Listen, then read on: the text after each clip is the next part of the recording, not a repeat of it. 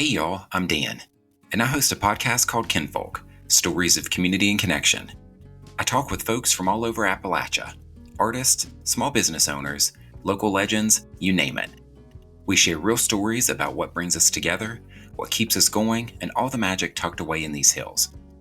If you're into small town charm, big hearts, and good conversation, come hang out with me on Kinfolk. You can find it wherever you get your podcasts. Mountain State Mysteries contains mature themes and discussions that may not be suitable for all audiences. Listener discretion is advised. All individuals mentioned in this episode are considered innocent until proven guilty in a court of law. Hey y'all, I'm your host, Mark Covey. And I'm Courtney. And this is Mountain State Mysteries.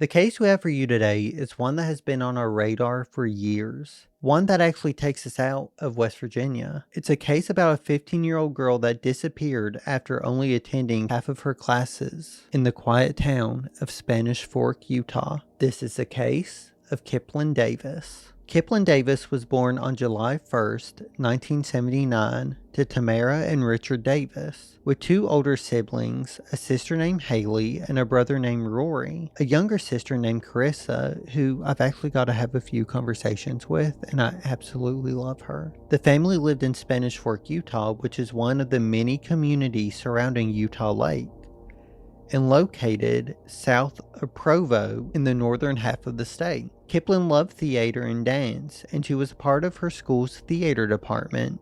Actually, at the time of her disappearance, she was assisting with the props for the department's upcoming production of Foreigner. One thing that I have to talk about is that in her missing persons report, it included the detail that she was often self-conscious about her appearance. It just makes you wild, like it said that in it. Yeah, honestly, I don't know, but I do know that her classmates and teachers all said that she was a very well put together person. She was a girl's girl. I mean, she loved to have her hair and makeup done. One thing that I've learned is that she had this striking precocious sense of self. Even for a 15-year-old, like her family remembers that she was once asked, if you could be anyone in the world, who would you be?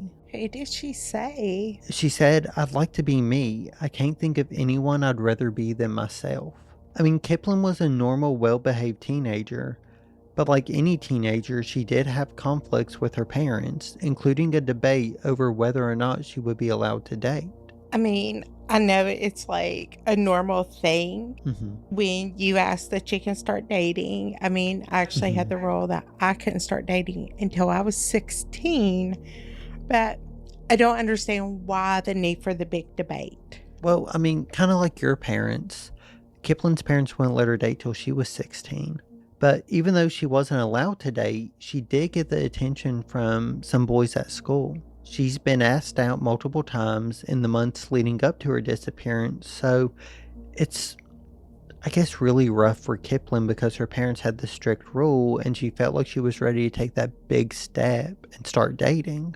I mean, I know sometimes you feel like you're ready to start dating. I think a lot of times it's like you want to fit in and everything, but at the same time, I see red flags in this when just a few months before she went missing, boys are randomly asking her out and she's grabbing the attentions of boys from school and things of that nature. And I mean, it just kind of makes you wonder on that front. Right. On Tuesday, May 2nd, 1995, she woke up much earlier than usual at 4:30 a.m. That is early. Yeah, and the reason she woke up so early is she wanted to take her driver's educational class. And I'm not sure if it's like driver's ed or not. I kind of feel like if it's that early in the morning, you wouldn't want kids on the road driving a vehicle. Or if it was just like a different class, like something at the DMV or something like that. But, I mean, good for her because in 2 months she would be 16 and she would have her driver's license by then. And I guess you could say she was like me when she woke up. She hit that snooze button, didn't she? She did. She was like, let me get 30 more minutes of sleep. Which, y'all, I have like a short tangent here, but I set an alarm around Courtney one time and she was like, oh my God, I am fully concerned for you with the amount of alarms I had set. Y'all just don't even comprehend. Like, I looked over and I said, how many alarms do you have set? And he was like, not that many. And I was like, not that many. We have 5. We have 5:05. We have 5:10. We have 5:15. Literally, like every 5 minutes, there's an alarm set. Yeah, and like it's funny you say that because I counted them the other day, like when I was typing this up, and I now have 50 alarms in my phone. It's so ridiculous. Which I use them for like all different times because like sometimes I have to wake up at 2 a.m. for work. Sometimes I have to wake up at 3, 4, 5. So it starts going off at 2 o'clock. 2:45. It's so 2:45, insane. 2:50, 3, 3:20, 3:30 when I have to get out the door. Do you know how many alarms I have? Probably like 1. 2. Must be nice. Anyway, she did hit the snooze button, and that's when her dad came in to make sure she was awake. Not wanting to function that early, she pleaded with her dad to allow her to miss just 1 class, but he said no.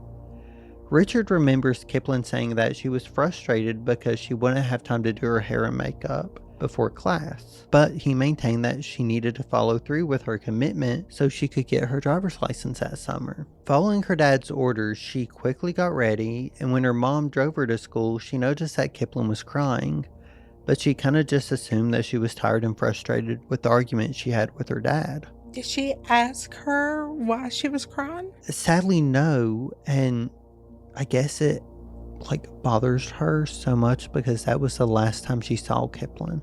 Kiplyn attended her driver's ed class and then she headed to school afterwards, as usual. But when her dad arrived home for the day hours later, around 3:30 p.m., he was honestly confused because there was a voicemail from Kiplyn's school informing them that she hadn't shown up for her 4th period class or any of her classes after lunch. He was immediately concerned, just knowing that Kiplyn wasn't the person who would just skip out on school, especially considering that she was already there and she had attended her morning classes.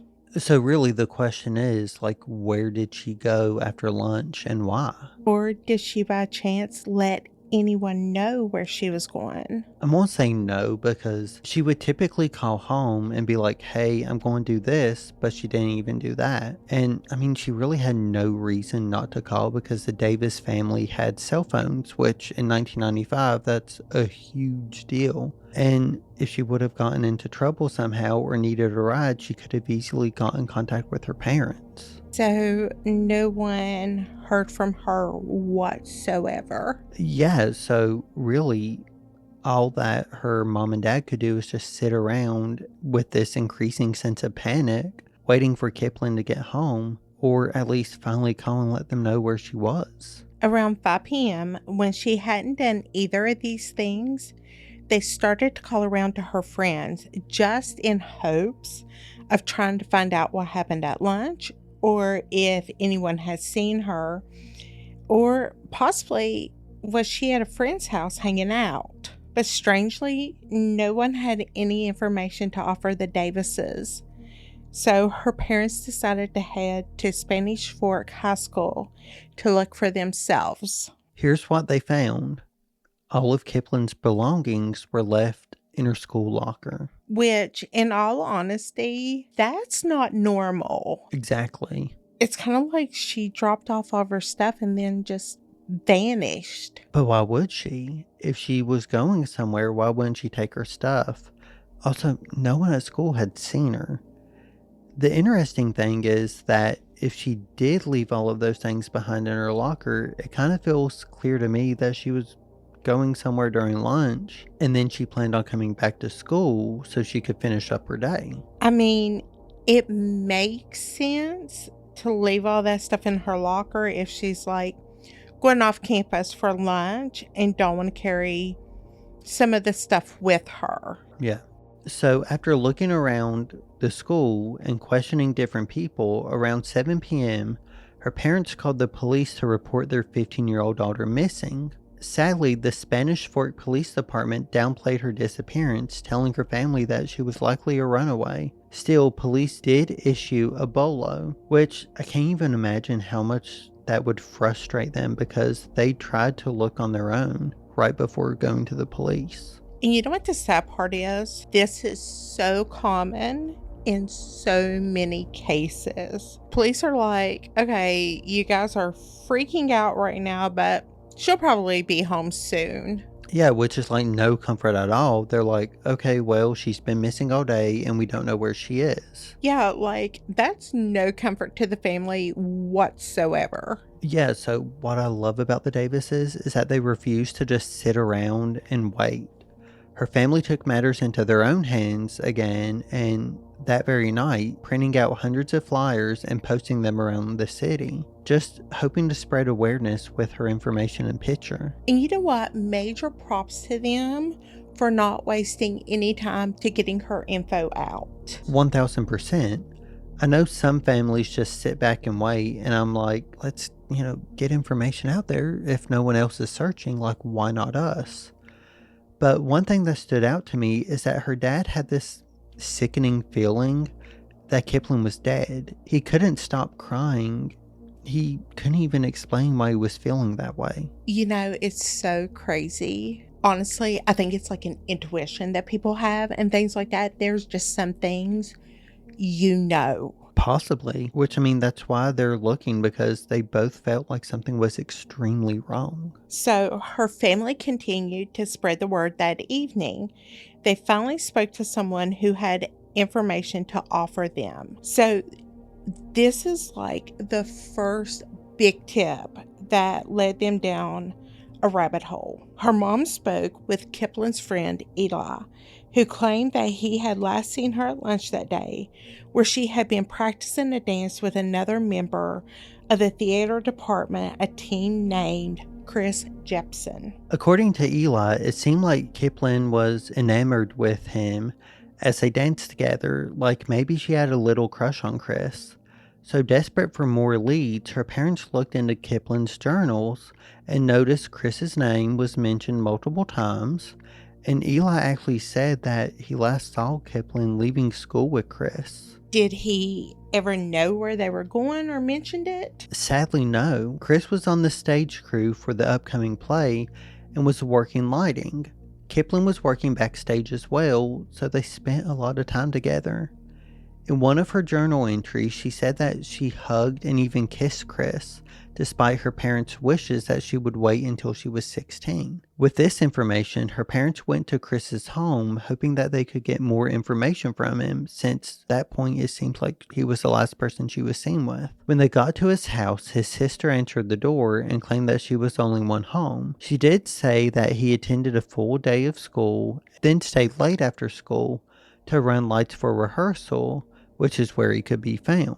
He was still there that late at night? I thought the same thing. Like, I guess rehearsals could kind of run late. So Richard went back to the school between 10 and 10:30. As you can imagine, the school was empty, and Richard didn't believe that many people, if anyone at all, was still there. So her parents continued to drive around Spanish Fork late into the evening, just hoping for any answer.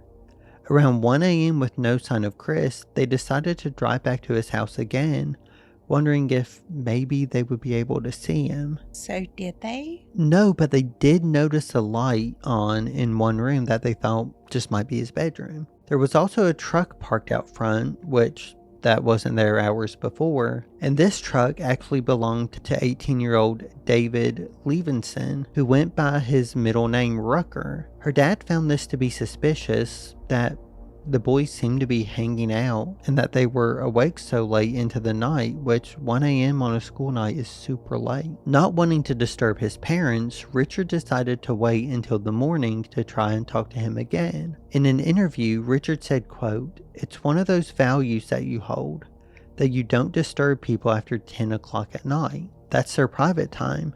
They could have been in bed and I thought I better not knock," end quote. And later, he defended his decision by saying, quote, "We were the ones doing the investigation. The police weren't. And we're amateurs. We don't know what we're doing. We've never had a daughter missing before. So we don't know the procedure that you go through," end quote. I mean, why anyone would give him any... Yeah, I mean, we know how people treat a grieving family member, and, they want to say, I would do this, I would do that, I would do this different, I would do that different, I would knock on the door, I would knock down the door, but honestly, you don't know what you're going to do until you're in that moment. Exactly. And I have to ask this question. What do we know about Rucker? Well, his reputation at school was pretty mixed. According to some students, he could be a bit of a bully. He enjoyed parking his oversized truck in the student parking lot and showing it off. But on the other hand, and this may shock you like it did me, he was a theater devotee with many friends in the program, including Kiplyn and Chris. His family and Kiplyn's family actually used to go to the same church, and Richard, who owned and operated a construction company, did some remodeling for Rucker's family's house. And he actually remembers Kiplyn and Rucker getting along well when he was working on their home.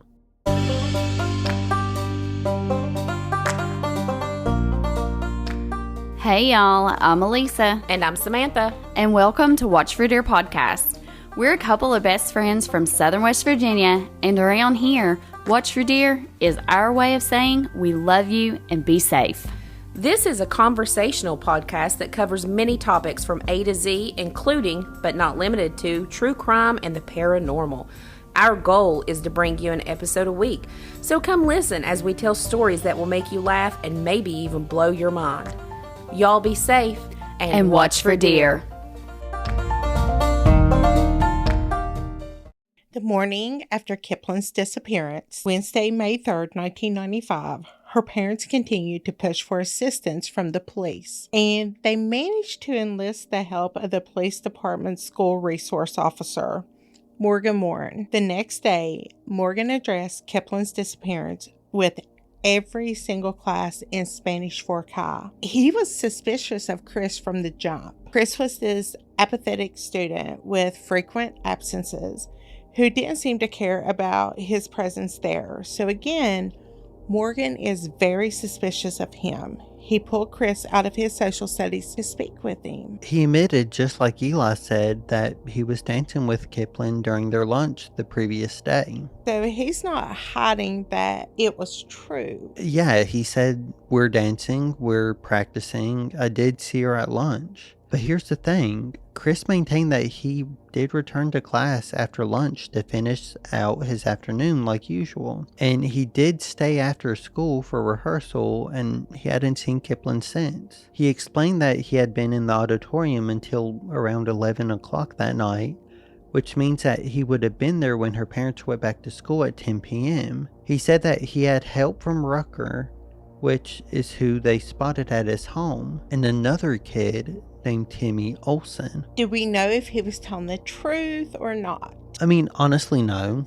Because, her parents didn't go into the school, so we have no idea. They didn't see any vehicles there, so, I guess it could be like a TBD situation. Rucker and Timmy claimed that they had arrived back at school between 7 and 8 p.m. to meet Chris, where the three boys threw around a football around the auditorium and then left the school around 11 p.m. Officer Morgan actually suspected the boys' involvement in Kiplyn's disappearance and presumed that Chris, if not all three of them, were lying. but he was unable to prove it, so he was forced to drop it for the time being. Why did they force him to drop it? I think it was because another student pointed to Brandon Myers, who reportedly had a crush on Kiplyn, and he asked her out before she went missing.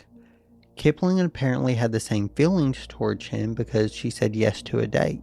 So, when did Brandon ask her? I'm not too sure what day it was, but I do know that he asked her if she was free that coming Friday when she finished on Tuesday, and they agreed that they would have their first date then. But it did turn out that it was kind of a moot point because Brandon rescinded his offer that Monday, the day before her disappearance, saying that he had already been seeing someone and that things had kind of been getting more serious. I'm not going to lie, I'm a little aggravated right now about that, because if he was seeing somebody else, why would he ask Kiplyn out on a date? Honestly, I'm not too sure, but according to Brandon, he remained at school for the rest of the day after she went missing, none the wiser that anything was wrong with her. But when investigators double-checked his school records, it turned out that he missed the rest of the day just like her. And you'll never believe this, but he asked a girl that he'd been seeing if she could gain access to the attendance office and change his record for him, but she told him that she couldn't. Well, that's not suspicious at all. Right, and you would have to be an office aide to even be able to go into there. At least I think. And honestly, I mean, I'm not trying to sound dumb or nothing, but how in the world would you be able to get a hold of the records to change it? Exactly. I do know that Brandon told investigators that he felt guilty about canceling their date and said that he stopped in on his fourth period class briefly and then left to go find Kiplyn in order to apologize to her. Which is weird because he canceled their date the day before, so why did he feel like he needed to go find her during class? None of this is adding up. Yeah, it's really convenient timing, and the whole hey, can you change this so no one knows how to miss my classes? I mean, it's a little suspicious still. Brandon said that when he couldn't find Kiplyn, he decided to skip the rest of the day, which is kind of weird because he was like, well, I can't find Kiplyn, so screw the rest of school. So weird. Right? But then, you know what he said afterwards? That he got a flat tire on his way home and that he had to call his friend to come out and help him. But when police talked to his friend, he was confused because he said Brandon's account wasn't true, that he didn't help him that day with his flat tire. If you're going to ask for an alibi or say that you have an alibi, make sure that they're clued in. Literally, we know, I would be like, yes. Hey, court, I'm doing this. Go and do this if anyone asks you. 100%. I got you. We're like Marianne and Wanda. I mean, literally. Literally. But without any other indications that Brandon was involved with what happened to Kiplyn, they weren't getting any valuable information whatsoever from him. So even though it was weird that he missed half of his classes that day, that he went looking for Kiplyn, he lied about a flat tire, he continued to maintain his innocence despite being caught in a lie. Which, get this, Officer Morgan claimed that he didn't actually suspect Brandon's involvement. Why's that? Despite confusing some details, which could have possibly been honest mistake, his story didn't change. By August, 3 months later, the FBI teamed up with the local police to aid in the investigation into Kiplyn's disappearance. With no new information from the 3 teenage boys believed to be the last people to see her, the case went cold. About a year after she went missing, Chris randomly stopped by the Davis' house to speak with Richard. Without claiming responsibility or just offering any new information, Chris simply said that he was sorry that Kiplyn disappeared and wanted to reassure her parents that he had nothing to do with it. I swear, I'm so frustrated because I can tell you this much about people who lie. I call it liarrhea because that's the only thing that you can do is constantly lie. And with my job, I have caught so many people in lies that they're so good at lying their story will not change. They are able to repeat that story just like that. And I feel that this is going on, and her parents, God bless them, because I would be infuriated myself if somebody came up to me and was like, oh, by the way, I didn't have nothing to do with it, but I'm sorry about your daughter's disappearance.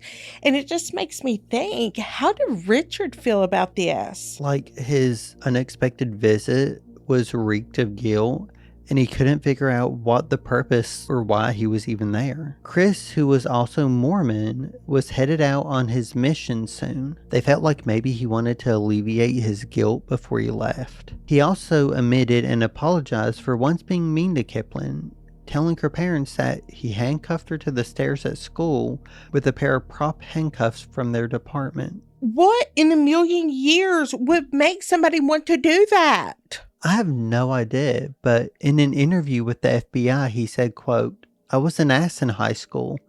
I felt guilty for the way that I talked to Kiplyn. It affected me so bad, end quote. When the Davises told police about this, they found it odd as well. So they decided to grill the boys, suspecting that they knew more than they were telling. Per usual, how did that work out? I mean, Chris, Rucker, and Timmy were all adamant that they weren't involved, that they actually offered to undergo polygraph tests. Which we all know that don't mean nothing. Right, but they all did just that. They spoke with Chris first, and to their surprise, he passed. And for some unknown reason, Timmy began to offer up more information unprovoked by the detectives. So, meaning what? Like, during the written portion of the polygraph, he admitted to seeing Kiplyn outside of school on the day that she disappeared. Like, could he have possibly meant he seen her before school? I mean, yeah, but he also said that he and Rucker had taken Kiplyn to Spanish Fort Canyon in Rucker's truck during what was supposed to be their fourth period, which neither he nor Rucker had ever told that to police before. So, just like a year after her disappearance, they just dropped this huge bomb. Yeah, like, it's insane. So Timmy explained everything. He said that he watched as Kiplyn and Rucker walked away from the truck and went over to the ridge of the canyon out of sight. And you want to know what happened next? They returned? Well, only half of that. Only Rucker returned to the truck. And when Timmy asked what happened, Rucker told him not to worry about it, and the boys left without her. Investigators were just as shocked that Timmy had willingly offered up this info, which it's also weird because he's saying we did see her after what he originally said, and we took her here and then we left her here. My gut is saying there is more to this story than what is being told. Oh, 100%, but here's the thing. When he was asked for more information, he just panicked and crinkled up the paper that he had written the statement on, saying he wanted a lawyer before excusing himself from the interrogation room. You don't lawyer up unless you know something or unless you did something. You do not lawyer up. Exactly, and I think that was like his old moment, what have I done? Absolutely it was. So, at this point, the police, their minds are blown like mine is right now. And they suspected his and Rucker's involvement in Kiplyn's disappearance. And likely death even more than before, but they weren't able to detain him. Police spoke to the third member of this little crew, Rucker, and guess what? He also passed a polygraph, just like Chris did, which kind of called Timmy's account of the thing into question. Because it's like Chris and Rucker passed on paper, according to the test. It doesn't seem like they're being as deceptive Like, they're lying about not being involved in Kiplyn's disappearance. Police now know that they need to pay extra attention to Timmy. During the summer of 1996, after the polygraphs and a year after Kiplyn went missing, police continued to work on their case against the boys. Chris Rucker and some friends one night gathered for a movie night. Which is a normal thing for friends to do. I mean, I guess you could say that, but this movie night, it said that Rucker reportedly raped a young female and later lied about it, leading to one of the many counts of perjury. The following summer, 1997, Rucker and Timmy became engaged in a public shouting match on Spanish Fork's main street. Rucker had, apparently had enough with the rumors that Timmy was spreading around town that Rucker was responsible for Kiplyn's disappearance. It's really weird to me. Timmy said all this stuff into, the polygraph and the written portion and everything. And it's suspicious that he's going around saying all this because we know our boy Timmy, he's sus. Yeah, I mean, all of these boys are sus, but, Timmy's the one with the big-ass mouth. I mean, only thing that comes to my mind is he is desperate to get this information, attention and everything off of him.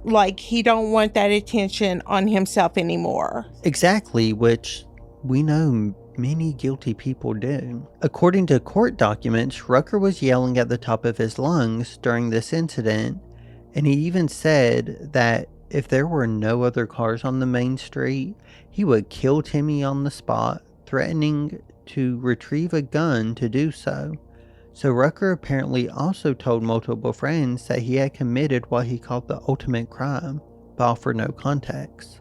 God, it's a waiting game. The police are stuck in this game with the three that they felt like were guilty. Yeah, and I couldn't have said it any better myself. As police work to find a culprit or culprits in order to put this painful ordeal behind them and to focus on memorializing Kiplyn, her family made the very difficult decision to have her legally declared dead. And I can't even begin to imagine the pain and agony that they went through making that decision to do that. Because at that given point, when you do that, you know all hope is gone that you're ever going to see your child alive again. And so 4 years after her disappearance, her friends and family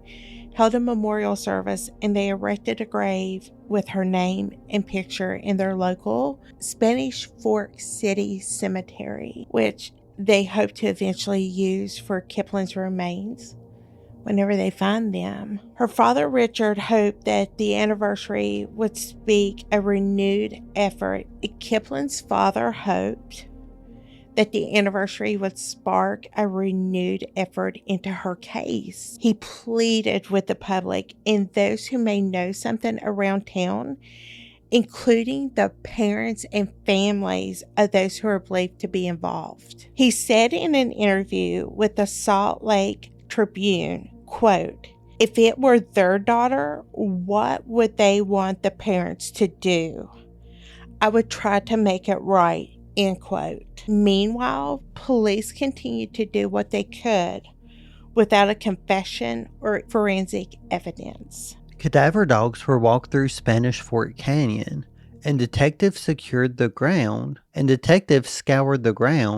both on and off the trails, but they never came across any sign of Kiplyn's remains. Was there anything that they were possibly able to do? Sadly, no. In 2003, increased by what essentially a written accusation from Timmy, a grand jury investigation began.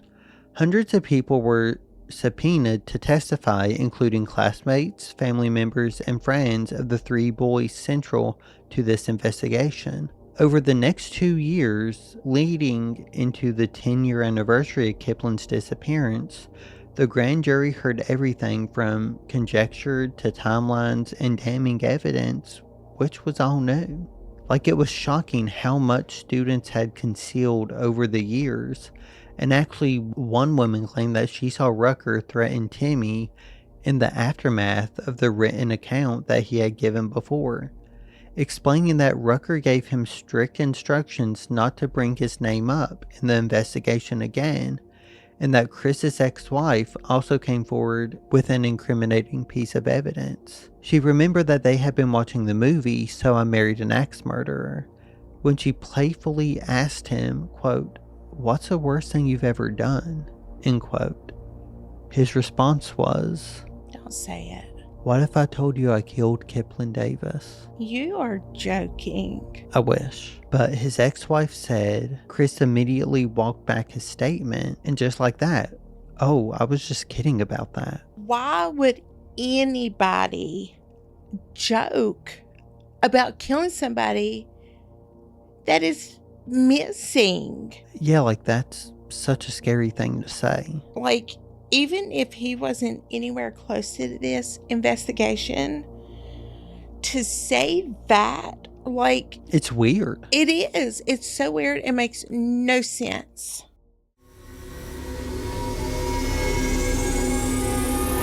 Hi, I'm Shane. I'm Hannah, and we're Country Roads Creeps.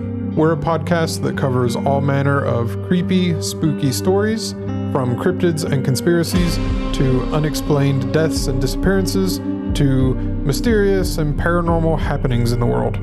You can find us on Spotify, Apple Podcasts, Amazon Music, and pretty much anywhere you listen to podcasts.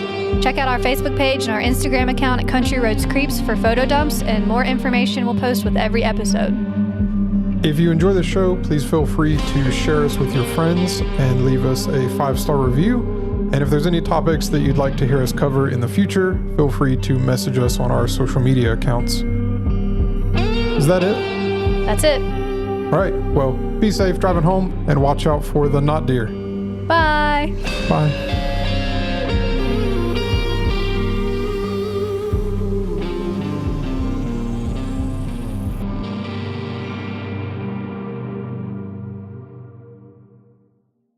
Well, another account came from when Kiplyn's case was discussed at a party.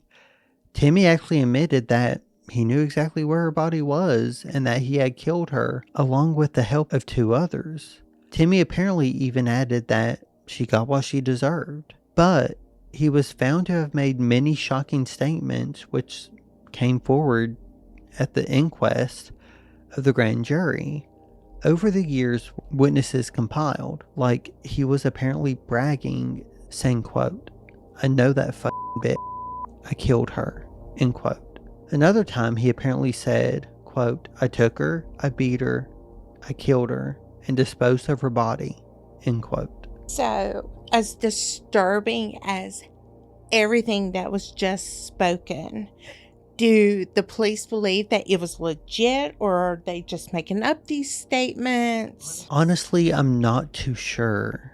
But he apparently called a friend and asked to stay with the friend's house because the FBI was descending upon him, knowing that Timmy had killed her. He allegedly said, quote, "I did it. I did it. I raped and killed Kiplyn Davis," end quote.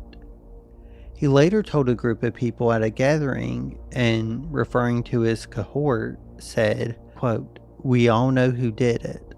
We all did it," end quote. A local woman also claimed that Timmy told her he was involved. I mean, okay, let's discuss some stuff really quick. Okay, number one, we know polygraphs don't mean crap. Literally. Don't We mean know anything. that. But he has said so much that I don't know how they couldn't go off of that right there. I mean, literally at that given point, with all these witnesses that had compiled, everything else, everybody coming with multiple people saying this and things of that nature, why can we not arrest them? Right. I mean, it doesn't make no sense. Right. So he also told the woman that he had buried Kiplyn in the sand and told her almost with like a hint of remorse as if he had any. He said, quote, "It was an accident. We didn't mean to. She's cold. She's alone. She's up in the train trestles and they need to go get her," end quote. As the jurors would learn, it wasn't just Kiplyn who had fallen prey to Timmy's treatment of women. By his mid-20s, he had been married twice, and both of his wives claimed that he had been physical with them. The grand jury also revealed that Timmy had once gotten into an altercation with a woman about what happened to Kiplyn and had even punched her in the stomach, shoved her into a wall, and forced her into his vehicle. He then drove her to Spanish Fork Canyon. You remember the place that we've been talking about? And he raped her, which is very eerily similar to what they believe happened to Kiplyn the day she disappeared. He also came onto another woman, and when she had turned him down, he hit her in the head with a flashlight. There's also examples of him confessing and hurting women. It seemed as if Timmy had pointed his finger at Rucker all of those years to get blame off of him. Like we said, Rucker and Chris both passed their polygraph tests. Do we think it's a good possibility that they could have helped Timmy cover it up? I mean, there's a possibility. I feel like that could be what happened. I just feel like maybe it was sexually motivated and that maybe she rejected him, so he decided to rape her and then kill her. Honestly, I'm not too sure, but it wouldn't shock me if that's what happened. I do believe that all three of them were involved. I mean, when it comes to who killed Kiplyn, maybe it was one, maybe it was two. I mean, it could have been all three of them. I know what I'm thinking, but I need confirmation of what you're thinking. Do we think they're innocent? Oh God, no. And I mean, neither does the law. Chris, Rucker, and Timmy were all charged with lying to law enforcement. Timmy was found guilty on 15 counts of perjury and was sentenced to 12.5 years in prison. Chris was sentenced to 5 years and Rucker was sentenced to 4. Chris and Timmy were also charged with first-degree murder in May of 2009. Chris was found guilty on obstruction of justice and pleaded no contest. In February of 2012, Timmy somewhat accepted responsibility, claiming that he witnessed Kiplyn's murder. Did he say who did it? Oh God, no. Timmy did say that Kiplyn had been knocked down and then hit with a rock. Later, the three boys returned, removing her body and placing it in another location where her body remains today. But of course, Timmy would talk, but he wouldn't say where this place was. Probably because it would officially prove that he was possibly the ringleader of the crime. He pleaded guilty to manslaughter charges, a 15-year sentence, to be served concurrently with his perjury charges, and aimed to the flurry of arrests and appealing information that was coming out. The only thing that Kiplyn's family cared about was bringing her home. And they weren't even being given that small piece of, peace. According to Richard, he pleaded with the central figures in his daughter's disappearance, saying, quote, "I just asked him, please, Timmy, just tell me where she is. I'll be your biggest advocate. If you will, I'll help you in any way I can. All I want to do is bring her home. Just tell me where she is." And he didn't, end quote. Timmy has refused to reveal where Kiplyn's body is concealed to this day. Richard said, quote, "What about the sleepless nights my family has gone through about where Kiplyn's body is? Why can't Timmy just show us and bring us peace to our family? All of our family wants to bring Kiplyn home to bury her in a proper place," end quote. But through his lawyer, Timmy said, quote, "I've done everything I can. I take responsibility. There's nothing else I can do. There's nothing else I can provide that would change the situation." I know he did not just say that. It's so frustrating, right? It's so frustrating to know that her family is saying, we will advocate for you. We will do this. Just tell us where our daughter and our sister is so we can properly bury them. But this little does not want to give this family any type of peace whatsoever. And Richard actually ended up writing a book titled When an Angel Leaves Your Life. And the proceeds from this book contribute to a scholarship fund, which the book was actually one of the main resources for this episode.